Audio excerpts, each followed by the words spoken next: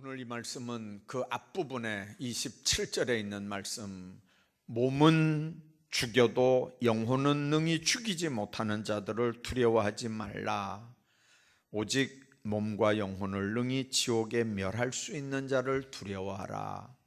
그 말씀 다음에 나오는 비유입니다. 참새 한 마리도 하나님께서 허락 없이는 절대 떨어지지 않게 하신다는 말은 참새 두 마리가 하나 쌀이온에 팔리는 거거든요. 우리로 말하면 요즘 같은 우리나라 돈으로 말하면 한 1,000원에 참새 두 마리가 팔린다, 그런 정도 개념입니다. 자, 그러면 어떻게 보면 보잘것없는 거잖아요.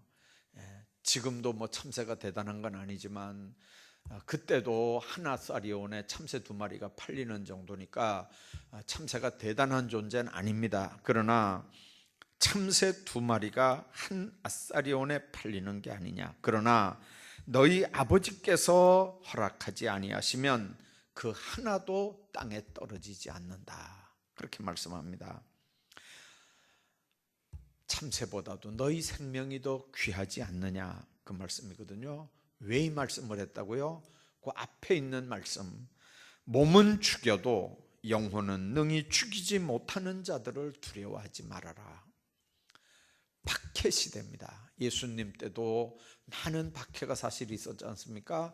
종교 지도자들이 예수님을 힘들게 했고, 잘 믿는다고 하는 바리새인들이 앞장서서 예수님을 힘들게 했고, 정치적으로는 로마 사람들이 예수님을 힘들게 했고, 그러나 예수님이 제자들 보고 지금 하시는 말씀입니다. 몸은 죽여도 영혼은 능히 죽이지 못하는 자들을 두려워하지 말아라. 오직 몸과 영혼을 능히 지옥에 멸할 수 있는 이를 두려워하라. 사람 두려워하지 말고, 권세 두려워하지 말고 하나님 두려워하라, 그런 의미입니다. 여러분들, 예수님 당한 그 당시 상황이 로마의 그 압제를 받고 있는, 정복을 당해서 식민 통치를 당하고 있는 시대였다 그랬지 않습니까? 그러면 로마 사람도 무섭고 로마 사람 앞잡이들도 무섭습니다. 종교적으로 바리새인들도 무섭고 황제 숭배하는 사람들도 무섭습니다. 자, 그런데 예수 믿는 예수님 제자들이 얼마나 두려워하겠습니까? 자, 그럴 때 예수님이 하신 말씀이거든요. 오직 몸과 영혼을 능히 지옥에 멸할 수 있느니, 그분은 하나님이거든요. 하나님을 두려워하라는 거죠. 사람 두려워하지 말고, 권세 두려워하지 말고 하나님을 두려워해라. 여러분들, 그 뒤에 있는 말씀 보면 너희에게는 머리털까지 다 세신 바 됐다, 그렇게 말씀합니다. 사람의 머리카락이 숫자가 몇 개일까요? 여러분들, 하나님께서는 머리칼 하나까지도 관심을 기울이고 계시는 것처럼 우리를 그렇게 돌봐주신다는 얘기거든요. 하나님의 백성들이 세상을 두려워하지 않아야 되는 이유가 바로 그런 것들입니다. 참새는 하나님이 주관하시고 성도는 하나님 앞에서 참새보다 더 귀한 존재들이기 때문에 그렇습니다.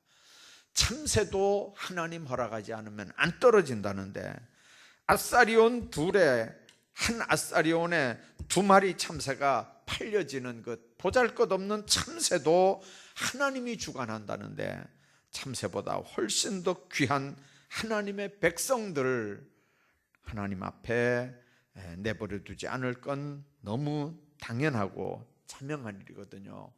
여기 말고 마태복음 6장 26절에 보면 이런 말씀이 있습니다. 공중의 새를 보라. 심지도 않고 거두지도 않고 창고에 모아들이지도 아니하되 너희 천부께서 기르신다, 그렇게 말씀합니다.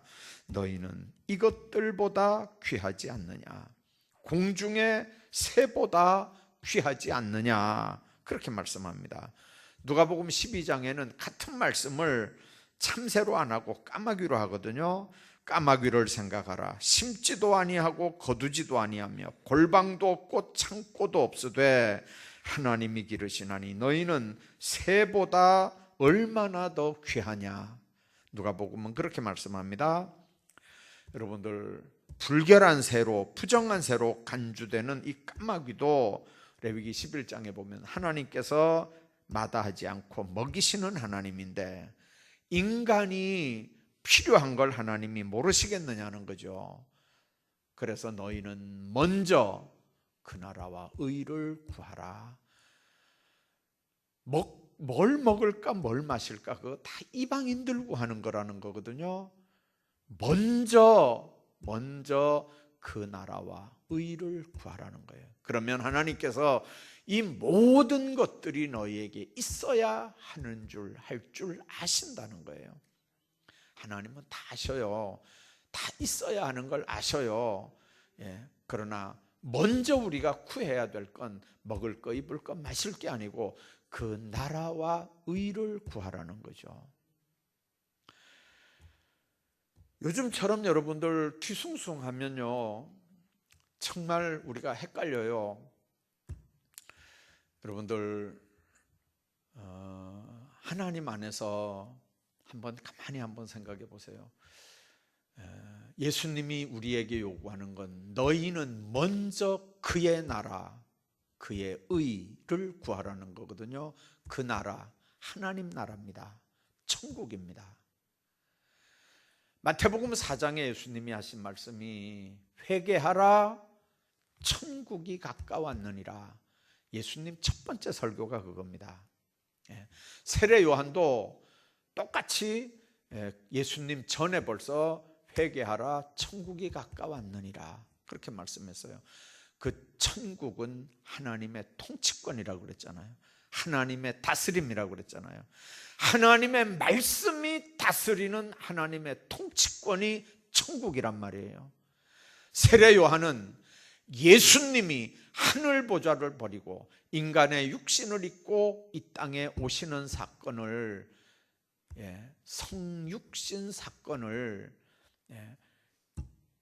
하나님이 인간이 되신 사건을 임마누엘의 사건으로 말씀해요.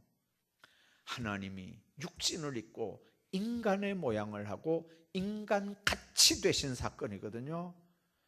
그래서 하나님이 하늘 보좌를 버리고 인간이 돼서 오신 사건을 세례 요한도 예수님 당신도 천국이 가까웠다 그렇게 말씀하는 거예요. 신학적으로는요 이미 시작이 됐어요. 그러나 아직 완전하게 완성된 건 아니에요. 그래서 already, not yet 이렇게 표현하거든요. 이미 시작이 됐어요. 그러나 아직은 아니에요. 완성된 건 아니에요. 예수님이 재림주로 심판주로 다시 오실 때 하나님의 나라는 완성됩니다.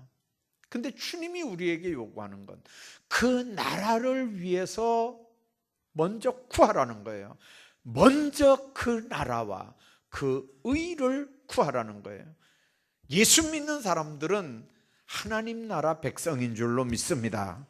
그래서 이중국적자들이에요. 우리는 천국 백성들이에요. 이거는 이 땅에서는 나라 상관없어요. 민족 상관없어요. 국민 상관없어요.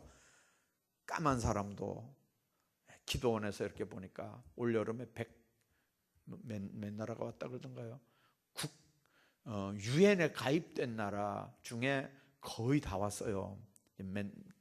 그때는 나라 숫자 알았는데 지금 갑자기 생각 안 나는데요.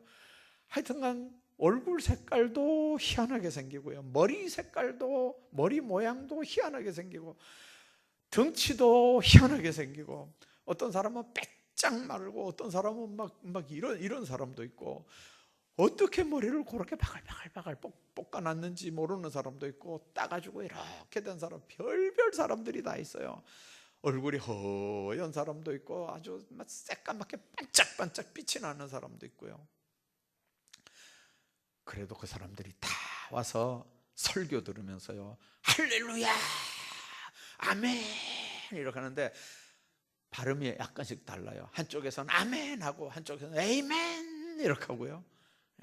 뭐 조금씩은 다 달라도 여러분들 하나님의 나라가 이 땅에 이루어지기 위해서 힘쓰고 애쓰는 사람들이에요. 목회자들이 전 세계에서 모여든 사람들이니까요. 여러분들 그 사람들이 왜 그렇습니까? 하나님의 나라 백성들이어서 그래요. 하나님 나라 백성들이에요. 인종 국가 안 따져요. 다 하나님 나라 백성들이에요. 여러분들 일가 친척이 아무리 가까워도 이 땅 떠나면 그 사람들이 불신자라면 여러분들하고는 상관없어요. 인정하시나요? 정말 여러분들이 아끼는 일가 친지라면 목숨 걸고 구원시켜야 돼요. 우리는 이 땅에서 삶이 다가 아니고 천국에 가서도 살아야 될 백성들이에요. 영원히 살아야 되는 하나님 나라 백성이에요.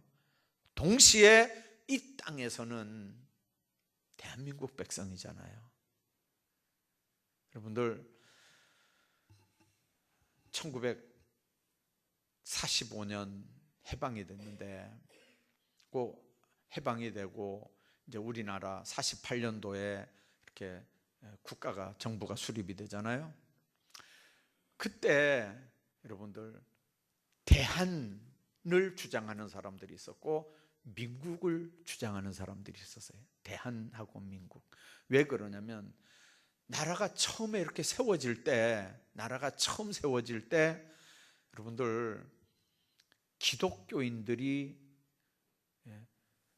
12명 그리고 개천절 만든 사람들이 어느 교죠? 정교회가 천도교, 그게 8명인가 그랬어요. 그러니까 기독교인들 숫자가 많았어요. 그래서 기독교인들 숫자, 그 많은 숫자들이 강하게 만들어 나갔던 게 3.1운동이에요. 또 그 천도교는요 10월 3일 개천절을 이렇게 그 사람들은 주장해서 그렇게 만들었어요. 그래서 개천절 주장하는 사람들은 나라 이름을 대한이라고 하는 걸 양보를 안 했어요. 기독교인들은 민국이라고 하는 걸, 왜 모든 주권이 국민들에게서 나온다고 하는 민국이라고 하는 걸 주장했어요. 그래서 만들어진 말이 대한민국이에요. 그때는 스님들도 거기 개입 안 됐어요. 초창기에는. 여러분들 우리가 그래서 지금 우리가 기억해야 되는 건 성경의 우리 대한민국의 시작은요 방법이 없이 일제 때 그 어려웠을 때부터 시작해서 이게 서양 선교사들이 개입이 됐었어요. 이거 고종 때부터 이미 선교사들이 왕실의 어의로 있으면서 지금 연대 세브란스 병원 그 시작도 그 사람들이 선교사들이 만든 거잖아요. 그 연세대학교도 마찬가지고. 이제 그 사람들이 왜 병원을 짓고 학교를 지었을까요? 문명 퇴치하기 위해서요? 나라가 불쌍해서요? 아니요. 대한민국 복음 전하에서 하나님 나라가 이 땅에 이루어지게 하려고 하는 그 목적 하나 때문에 선교사들 와서 그 고생을 한 거예요.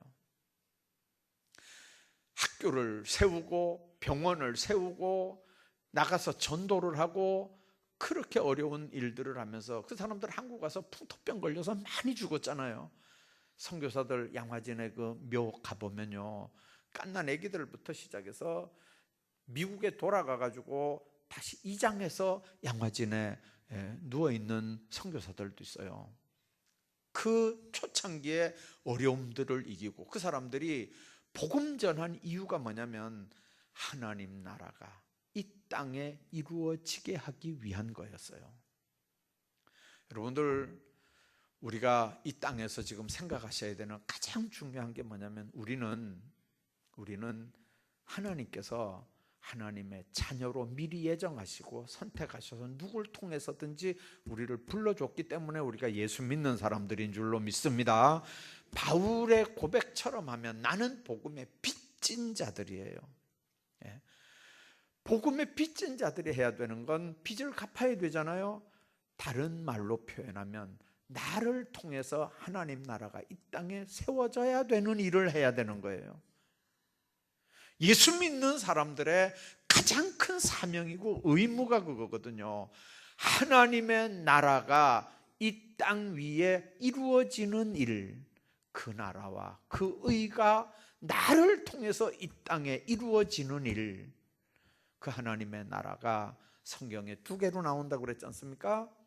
죽어서 가는 하나님 나라예요. 믿음으로 가는 거죠. 그건 믿음으로만 가요. 우리가 믿음 하나 가지고 죽어서 하나님 나라 가는 거거든요. 그런데 그 하나님 나라는 성경의 요한계시록에도 있고 마태복음에도 있고 여러 군데 죽어서 가는 종말론적인 하나님 나라가 기록되어 있지만, 동시에 이 땅에서 우리가 사는 날 동안 우리가 누려가야 되는, 맛을 보면서 살아야 되는 하나님 나라도 성경에 여러 군데 말씀한다니까요. 하나님 나라가 하나님의 다스림이라고 그랬잖아요. 하나님의 통치권이라고 그랬잖아요. 말씀이 다스리는 하나님의 통치권이 하나님의 나라라고요. 그것도 마찬가지예요. 믿음 있어야만 되는 거예요. 믿음 없으면 안 돼, 그게요. 우리가 이 땅에서 해야 되는 일이 뭐죠? 공부도 열심히 해야 돼요. 학생들이, 직장 생활하는 사람들이 돈도 열심히 벌어야 돼요. 사업하는 사람들이 사명감을 가지고 사업해야 돼요. 직장 생활하는 사람들이 정직하게 아주 멋있게 신실하게 직장 생활도 해야 돼요. 그렇게 하는 모든 이유가 뭐예요? 나를 통해서 하나님이 나를 도구로 쓰셔서 이 땅에서 하나님의 통치권, 하나님의 다스림, 하나님의 말씀이 다스리는 하나님의 나라가 이 땅에 이루어지게 하기 위해서 내가 하나님 앞에 그렇게 살아야 돼요. 뭘로요? 믿음으로요. 다시 얘기할게요. 우리가 죽으면 하나님 나라 갈 거잖아요. 천국 가는 거잖아요. 믿음으로 가는 거잖아요.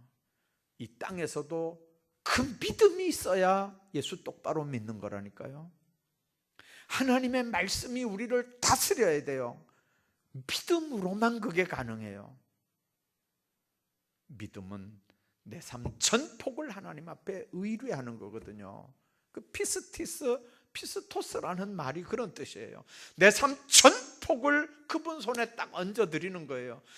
그러면 그분이, 나보다 나를 더 잘 아시는 그분이 나에게 가장 좋은 길로, 가장 좋은 방법으로 내 인생을 이렇게 이끌어 가시는 거예요. 주님 손에 내 인생을 얹어드렸으니까 그분이 나를 다스리는 거예요. 그분이 나를 주장하는 거예요. 그분이 내 주인이에요. 그분이 내 왕이에요. 그분이 말씀으로만 나를 다스려요. 감동하셔요. 감화하셔요. 인도하셔요. 이끌어 가셔요. 여러분들, 그 관계가 여러분들 속에 있으면, 여러분들은 심령 속에, 그게 여러분들 가정에 있으면 여러분들 가정이 하나님의 나라가 이루어진 줄로 믿습니다. 그거 안 이루어지면요, 여러분들 지금 죽으면 천국 못 가요. 왜 그렇죠? 이 땅에서도 천국 안 되는데 죽어서 무슨 천국을 가요? 천국은, 하나님의 나라는 믿음으로만 되는 거예요. 다른 거 안 돼요. 믿음, 의뢰하는 거라고요, 그분께. 여러분들, 맡겼으면 순종하셔야 돼요. 맡겼으면 그분이 감동할 때, 그분이 우리를 주관할 때, 그분이 우리를 다스릴 때, 그분이 우리를 이끌어갈 때, 그분이 말씀으로 우리에게 명령할 때 아멘 하고 순종해야 된다니까요. 자꾸 그 말씀보다 더 비중 있는, 더 가치 있는 다른 세상적인 어떤 가르침이나 이데올로기나 어떤 사상이나 어떤 철학이나 무슨 요즘 같은 무슨 데모하는 뭐 저런 거나, 여러분들, 그게 하나님의 말씀보다 더 위가 아니잖아요. 하나님의 말씀이 나를 다스려야 내 안에 하나님 나라가 이루어지고, 내 가정에 하나님 나라가 이루어지고, 교회도 마찬가지예요. 하나님이 다스려야 하나님의 온전한 교회가 되는 줄로 믿습니다. 누가 날 다스리느냐? 누가 내 가정을 다스리느냐? 여러분들 마음속에 한번 생각해 보세요. 하나님의 나라가 이 땅에서 이루어져야 하나님 나라서 천국, 죽어서 천국도 간다는 거거든요. 여러분들, 우리는 그렇지 않습니까? 스스로 생각할 때는요, 대단한 존재인 줄 알아요. 그렇게 대단한 이유가 뭡니까?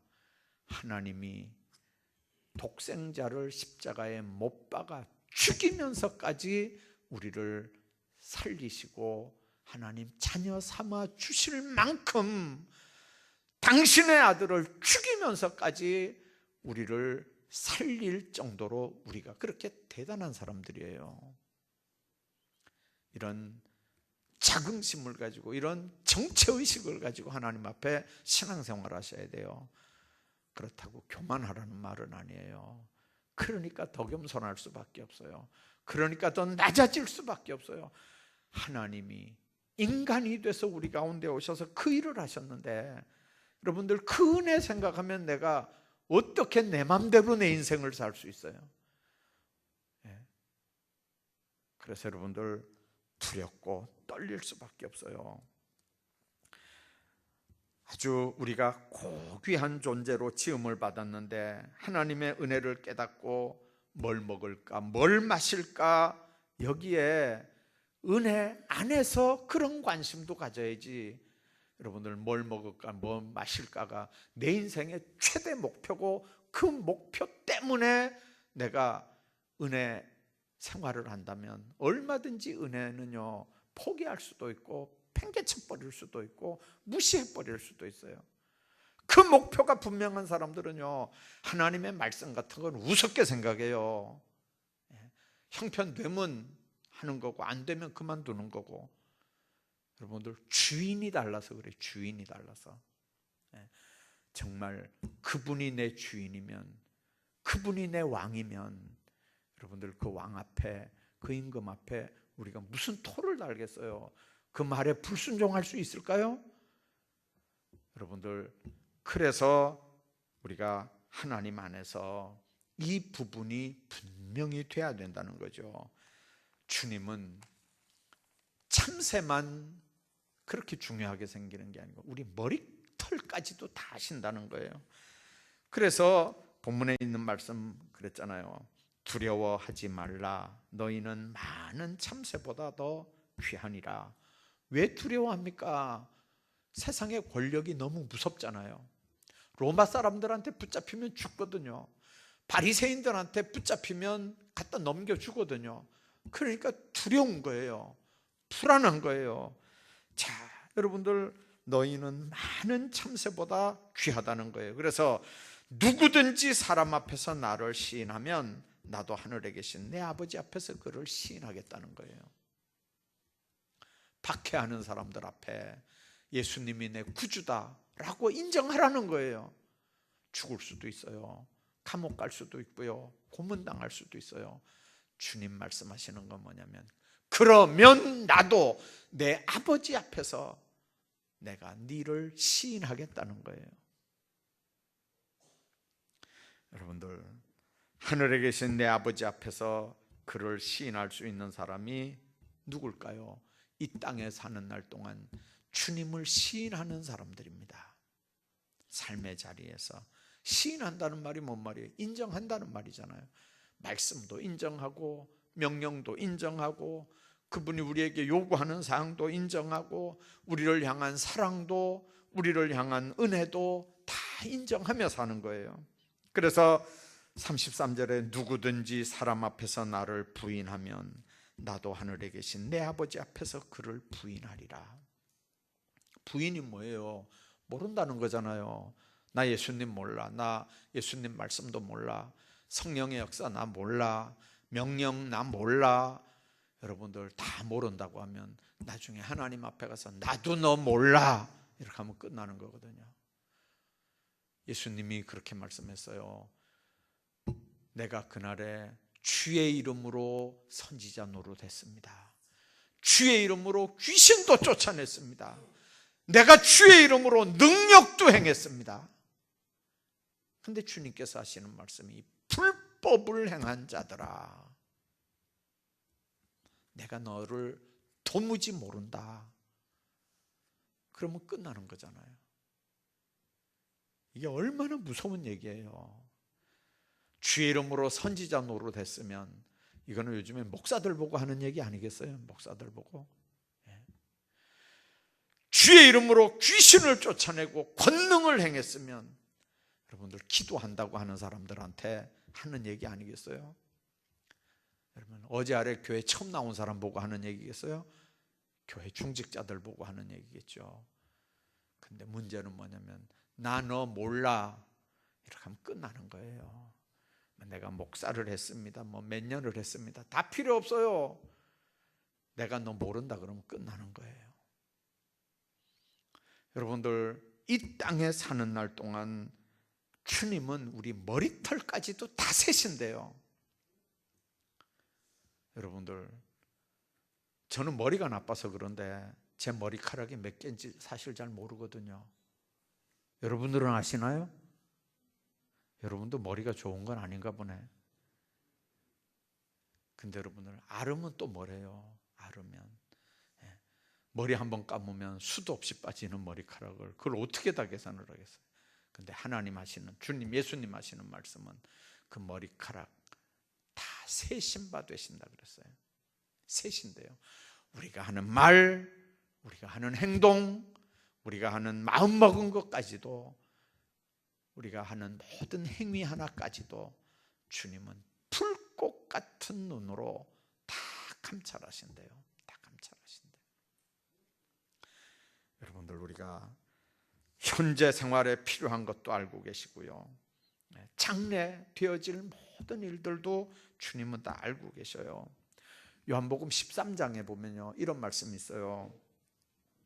이는 자기를 팔 자가 누구인지 아심이라. 그러므로 다는 깨끗하지 않다 그랬어요. 가룟 유다 보고 하는 얘기였거든요. 만찬장에서.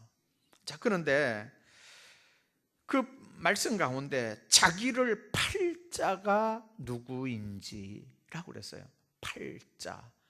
우리 성경에는요, 앞으로 예수님을 팔아먹을 사람, 미래 시제가 미래로 한글은 표현이 되어 있어요. 지금은 당장 팔린 거 아니잖아요. 그러니까 앞으로 팔자가 누구인지 예수님 아셨다 그랬어요. 그러니까 이거는 한글 표현으로는요, 미래 시제예요. 시제가 미래예요. 근데 헬라어 시제는요, 미래 시제가 아니고 현재 분사예요. 무슨 뜻이냐면요, 진행의 뜻이거든요. 팔고 있는 자가 누구인지 아심이라. 앞으로 팔아먹을 자가 누구인지 안다, 그 말이 아니고요, 지금도 팔아먹고 있고 앞으로도 팔아먹을 자가 누구인지 아신다, 그 말이에요. 여러분들, 이게 얼마나 무서운 얘기입니까? 앞으로 예수님을 팔 자라는 뜻이 아닙니다. 단순한 실수를 범하고 있는 게 아니란 얘기죠.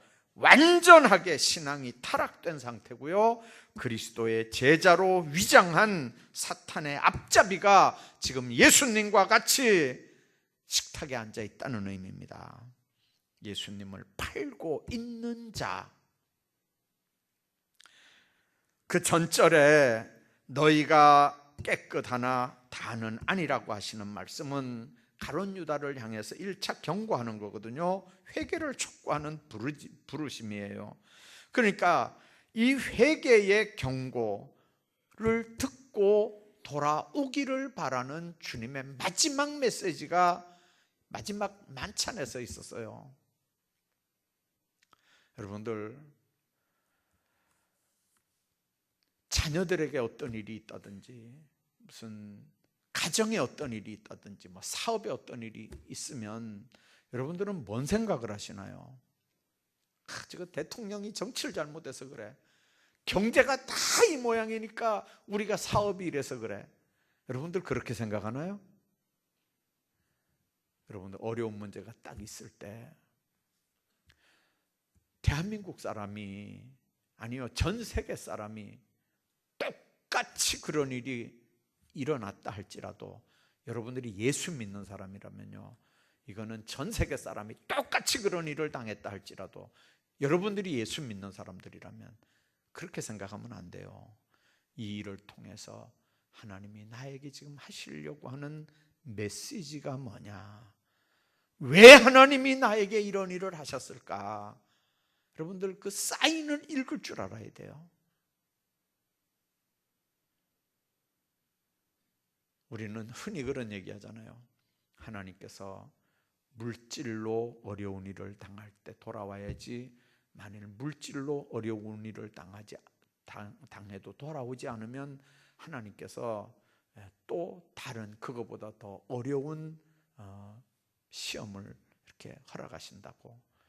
하나님의 백성들은요, 이렇게 채찍질을 해서 결국은 깨닫고 돌아오게 하시는 거거든요.